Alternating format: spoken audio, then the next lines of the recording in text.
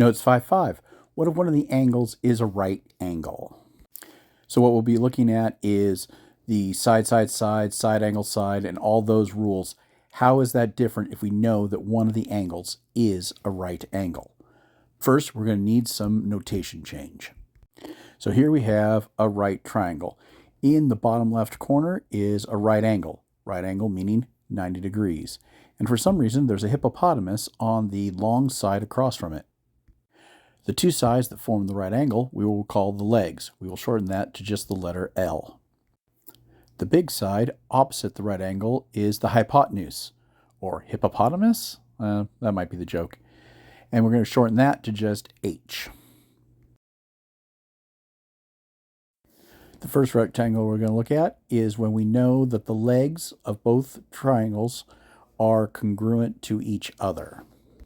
Using our other triangle congruencies, that is called side, angle, side, because the angle is between the two sides. For right triangles, we call that LL. The next triangle we're going to look at is when we know one of the angles, but we know the hypotenuse, but not the legs. That means we have an angle, and a side that's not shared by them. So using angle, angle, side, we know that these are congruent triangles. Now, this one is called the HA congruence, or HA. And notice that it didn't matter if we put the angle on the other side of the triangle, because it would still wind up being angle, angle, side. Next triangle we're going to look at is when we know one of the legs and the hypotenuse. For this one, it looks like angle, side, side, which, whoops, bad word. But since the right angle is there, that is a big angle, so we're going to use the big angle, side, side. And we're going to call this one the leg hypotenuse congruence, or LH.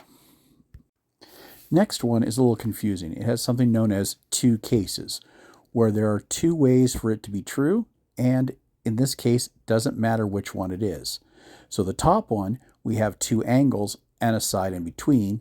The other one, we have two angles with a side not in between. The top one, which is two angles and the side in between, is angle, side, angle. So we get to say it's congruent by leg angle, or LA. But LA could imply that the leg and the angle are on different sides. So that's where our second case is going to come from. The second case is where we have the two angles and the leg is not in between, which is angle, angle, side, which is also one of our congruence rules.